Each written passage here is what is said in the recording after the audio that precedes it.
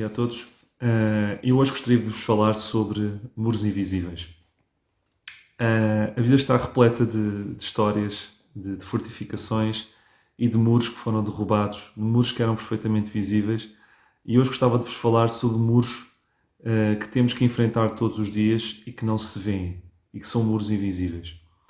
Existem muros que devemos derrubar, mas também existem muros que devemos respeitar. E eu vou-vos falar sobre muros invisíveis que devemos respeitar. Em vez de serem muros invisíveis, poderíamos assumir o título desta mensagem como limites. Limites invisíveis que devemos respeitar. A harmonia da natureza e do mundo físico, assim como a harmonia espiritual, requer um ingrediente secreto. Limites. E vou-vos dar um exemplo. Deus sempre se preocupou em criar limites no mundo físico. Nós lemos nos Salmos 74, 17, que Ele criou limites para o verão e para o inverno. Vemos que Ele criou limites entre o mar e o céu, quando disse, haja separação entre as águas e as águas. Gênesis 1, 6. Vemos que Ele criou limites para o nível das águas, para que não voltasse a ultrapassar as altas montanhas. Ou seja, o mundo físico está repleto de limites. E são esses limites que garantem a sustentabilidade do mesmo e a harmonia do mesmo. Da mesma forma, existem limites. Existem muros invisíveis no campo espiritual. Limites esses que devem ser respeitados.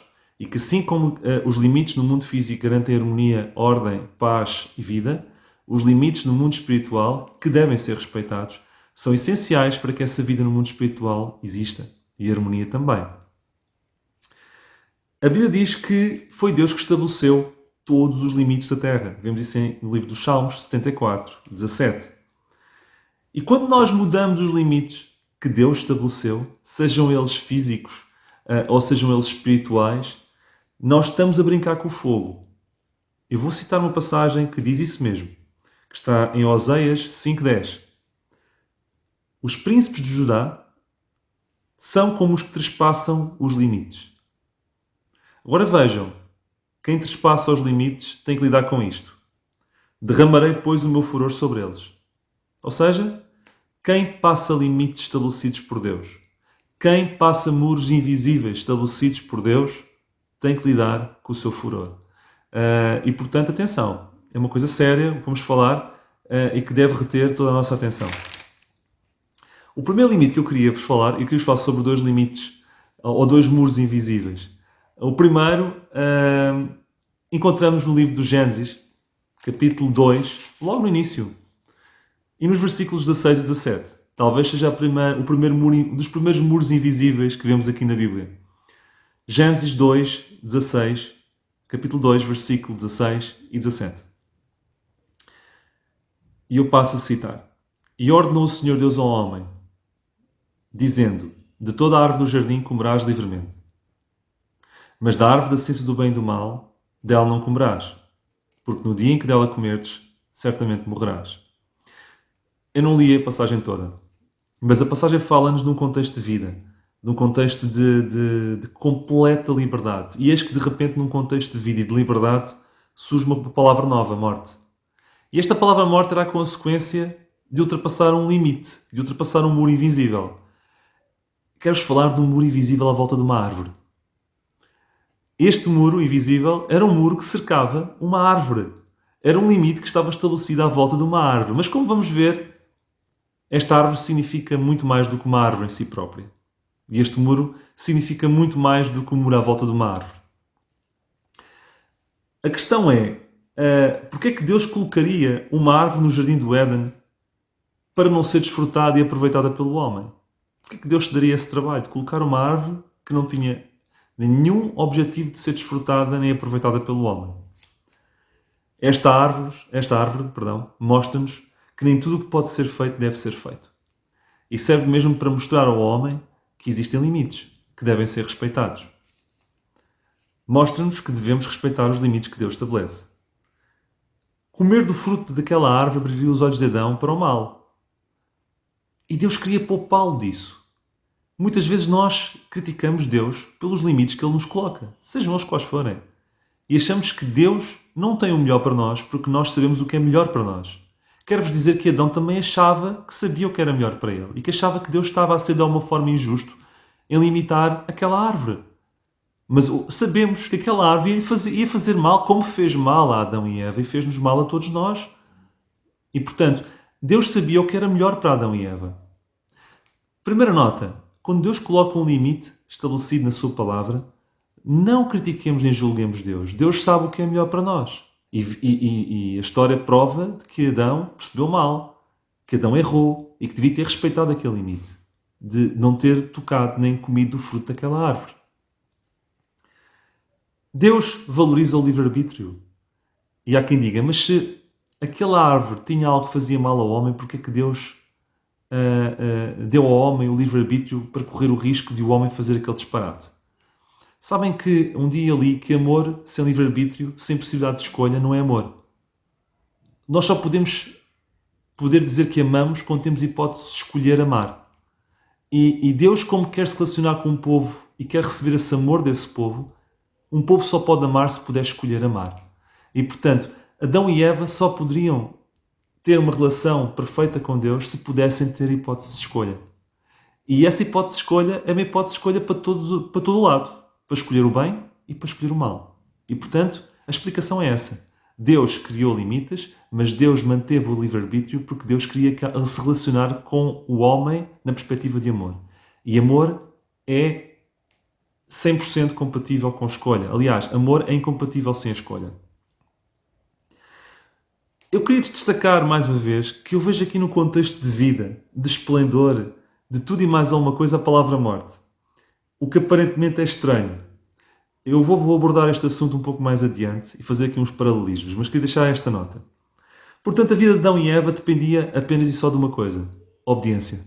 Obediência. Não ultrapassar aquele limite. Era um limite que ele não poderia ultrapassar, aquele muro invisível. O elo que o ligava a Deus era a obediência. E se houvesse quebra de obediência, havia separação de Deus, como veio a verificar-se.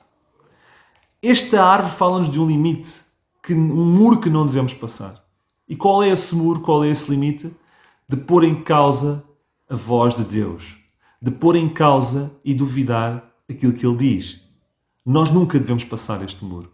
Nós nunca devemos passar este limite. É este o primeiro muro que nós não devemos passar. O primeiro limite que nós não devemos passar. De pôr em causa aquilo que Deus diz. De pôr em causa a sua voz. Dar mais crédito à voz de terceiros do que à voz de Deus. Ignorar a sua palavra. E, portanto, é um limite que ainda hoje deve ser respeitado. E que ainda hoje apresenta consequências gravíssimas quando não é respeitado. Deus havia dito: certamente morrerás se ultrapassares este muro invisível. Mas a serpente disse: certamente não morrerás. E em caso de dúvida, deixem-me dizer-vos: acreditem sempre mais em Deus. Porque o mundo é hábil em torcer as palavras da Bíblia, as palavras de Deus. E haverá sempre filósofos, entendidos, experts, a dizer tudo e mais alguma coisa que contraria aquilo que Deus diz. Ainda assim, lembrem-se que sempre foi assim o objetivo do inimigo: contrariar aquilo que Deus diz, para que nós passemos limites. Irmãos, quando isso acontecer, demos mais crédito a Deus. Lembremos de Adão e de Eva, que deram mais crédito à voz de terceiros do que à voz de Deus, e deram-se mal com isso. Portanto, em caso de dúvida, acreditemos sempre mais naquilo que Deus diz, para que não tenhamos que passar este muro, este limite. Não o fazer implica desobedecer a Deus e isso traz consequências. Eu há bocadinho falei aqui a verdade questão outra vez sobre a vida no jardim. Hoje vivemos diametralmente opostos. Hoje o nosso ambiente é de morte. E nesse contexto de morte, a mensagem que Deus tem para nós não é já certamente morrerás, mas quem crê no Filho... Desculpa, quem crê e viverás. É isso mesmo. Hoje a mensagem que Deus tem para nós é crê e viverás. Portanto, é interessante analisar isto num contexto de vida. Vemos a mensagem da ameaça de morte e hoje no contexto de morte temos um aviso que desperta para a vida. Neste contexto de morte, crê e viverás. E a Bíblia diz, a concretiza: aquele que crê no Filho tem a vida eterna. João 3,36. Mas, tal como no Éden, aparecem pseudo-serpentes que dizem: não é bem assim. O que é que tu vais fazer perante este convite que Deus está a fazer agora? Que diz mesmo: crê e viverás. Vais continuar a dar mais crédito a vozes terceiras? Ou vais acreditar naquilo que Deus diz? Lembrem-se, a obediência é o segredo para respeitar este primeiro muro invisível. Não respeitar traz consequências. Ainda hoje em dia, traz consequências. Este muro é um muro essencial. Respeitar aquilo que Deus diz. Dar crédito à sua voz. No fundo, respeitando este muro, estamos a revelar a obediência. Este é o primeiro muro invisível sobre o qual eu queria vos falar. O segundo muro invisível encontramos em Êxodo, capítulo 19, um pouco mais à frente. Êxodo, capítulo 19, versículo 10 a 12.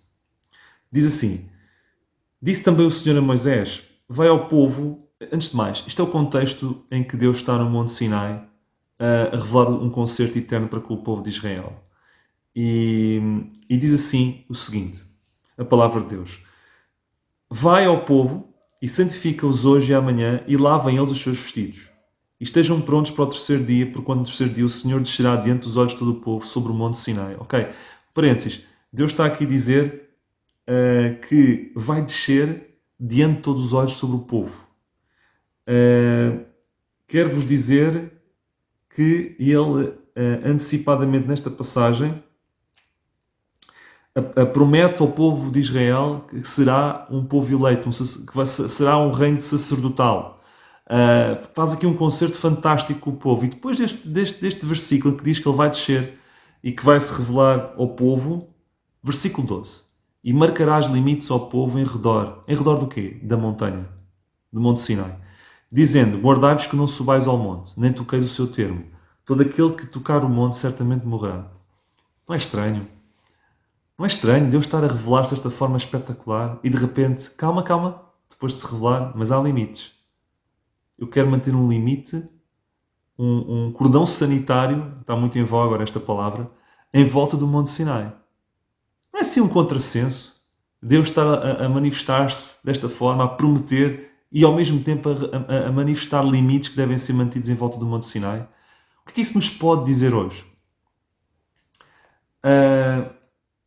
Este muro invisível serve para mostrar ao povo, ou serviu para mostrar ao povo, que apesar de Deus ter um concerto fantástico e de querer se relacionar e tratá-lo de forma especial e única, porque Israel seria tratado de forma especial e única, deve existir uma distância moral entre Deus e o homem.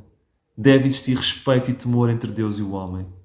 Ou seja, Deus é Deus e o homem é homem. Eu dou-te tudo isto, mas tens que me respeitar como Deus. É isto que este muro nos quer dizer.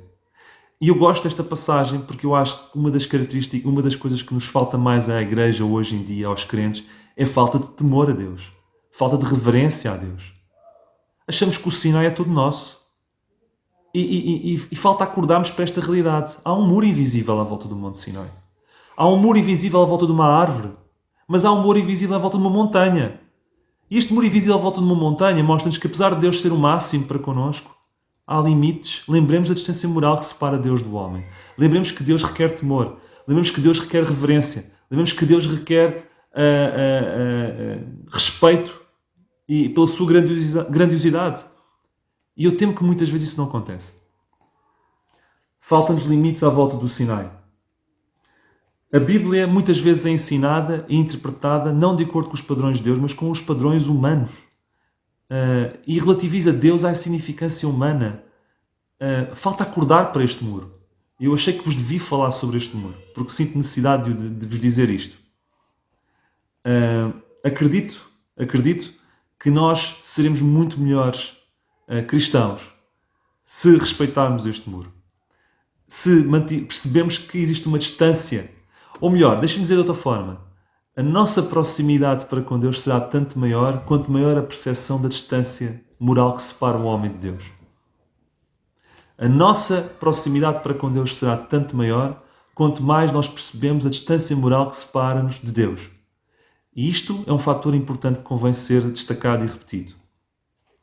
Resumindo, nós temos aqui duas criações de Deus, uma árvore e uma montanha.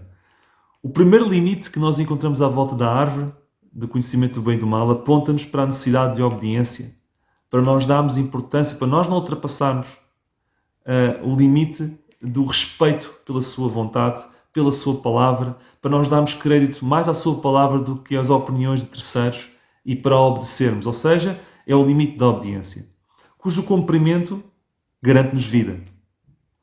O segundo limite que acabei de vos citar e apresentar é um limite à volta de uma montanha. Não de uma árvore, mas de uma montanha. É o limite do temor. Fala-nos do respeito e da diferença e da distância moral que deve existir entre Deus e o homem. E da necessidade de reverência e de temor que Deus merece. E que, sendo respeitado, garante-nos sabedoria. Irmãos, como veem, os limites trazem-nos benefícios, ao contrário daquilo que o mundo acha. E neste caso, respeitando o limite, primeiro, da obediência, ganhamos vida. Respeitando o limite, número 2, da volta da montanha, que é o limite do temor, nós ganhamos sabedoria. Nunca esquecer que Deus, quando nos pede alguma coisa, Deus tem muito para nos dar. E mesmo quando Deus nos barra um caminho, Ele tem muito para nos dar. E, portanto, por isso é que nós devemos dar graças a Deus por tudo. Que o Senhor nos abençoe a dar importância à sua palavra acima daquilo que os outros possam dizer e que possamos relacionarmos com Deus com reverência e com temor. Que o Senhor nos abençoe.